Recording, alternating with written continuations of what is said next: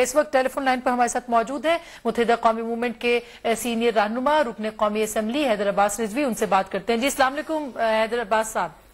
जी वालेकुम सलाम आसमा। जी हैदर साहब ये बताएगा, अभी हमारी शाही सैयद साहब से भी गुफ्तगू हुई है। उनका ये कहना है कि वहां पर कराची के अंदर तालिबानाइजेशन की आड़ में पश्तूनों को तंग किया जा रहा है। एक तो थोड़ी सी रियलिटी बताइएगा कि शहर में अब कितना खतरा है, गो के वजीर दाखिला ने भी इसकी निशानदेही की है, तो थोड़ी सी सूरत हाल भी बताइए और उनके स्टेटमेंट पे भी जवाब दीजिए।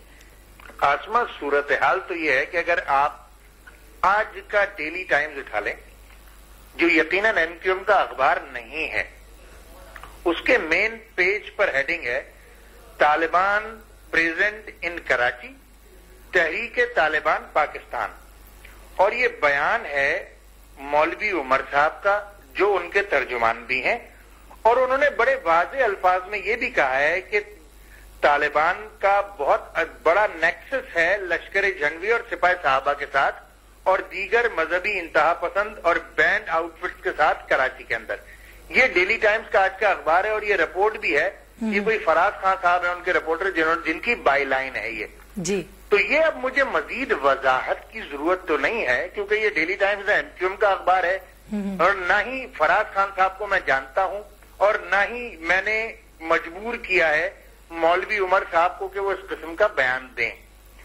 और जहां तक शाही सैयद साहब की बात है, तो आसमा आपको याद होगा अभी 3 दिन पहले इस्लामाबाद में फ्लोर ऑफ द हाउस के ऊपर पख्तूनख्वा के ऊपर जो बात हुई थी, उसमें एमक्यूएम ने जिस तरह खुलकर सूबे पख्तूनख्वा के नाम पर बात की थी और पख्तूनख्वा सूबे के नाम को हमने जिस तरह सपोर्ट किया था, अगर हम पख्तूनों के खिलाफ होते तो शायद हम पीएमएलएन को सपोर्ट करते वहां पर, जो कि सूबे के नाम के यकसर मुखालिफ है। हमने तो भरपूर तौर पर एएनपी को सपोर्ट किया, एएनपी के मौक़िफ़ को सपोर्ट किया और एहतराम किया उन दोनों करारदादों का जो सूबे पख्तूनख्वा के लोगों ने अपनी सूबाई असेंबली में पास करके वफाक को भेजी। और अब ये वफाक में पीपुल्स पार्टी और एएनपी की जिम्मेदारी है कि वो कब ये बिल लाती हैं, हम इसको भरपूर तौर पर सपोर्ट करेंगे। ये है एमक्यूएम की क्लियर कट पॉलिसी। सही हैदराबाद साहब, ये भी बताइएगा कि क्या खुद वजीर दाखिला ने तो कहा है कि 3000 मदरसे हैं, क्या ऑन ग्राउंड रियलिटी क्या है? क्या वहां से कोई थ्रेट आ रहा है? जैसे सीडी शॉप्स की बात हो रही है, बाकी चीजों के ऊपर बात हो रही है, क्या कोई ऐसा थ्रेट बाकायदा तौर पर आया है कुछ लोगों की जानिब से? देखिए, ये तो खुद बनारस में जो रिपोर्ट शाया हुई मुख्तलिफ अखबारों में, मुख्तलिफ टीवी चैनल्स पर बाकायदा वो बैनर दिखाए गए। अब बनारस जो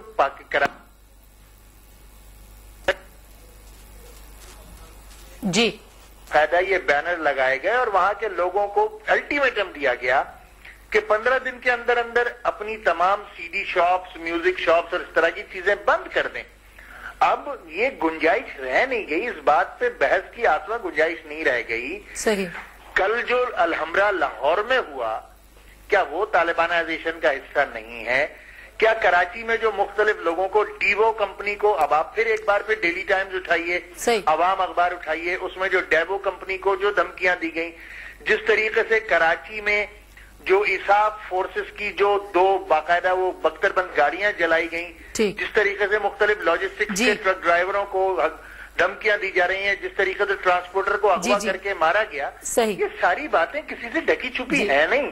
और रहने की एमक्यूएम बड़ी क्लियर कट सूबे पख्तूनख्वा को अब पॉलिसी के तौर पर रद्द करती है। हमारा किसी से कोई झगड़ा नहीं है। जी बहुत बहुत शुक्रिया हैदर अब्बास रिजवी साहब हमसे गुफ्तगू करने का। हैदर अब्बास रिजवी का ये कहना है कि कतई तौर पर कोई इख्तलाफ उनका मौजूद नहीं है पख्तूनख्वा या पख्तून सूबाए सरहद से ताल्लुक रखने वाले लोगों का, और उनका ये कहना है कि इस आड़ में कोई ऐसा काम भी नहीं किया जा रहा कि पख्तूनों को डरा धमका के वहां से भगाया जाए।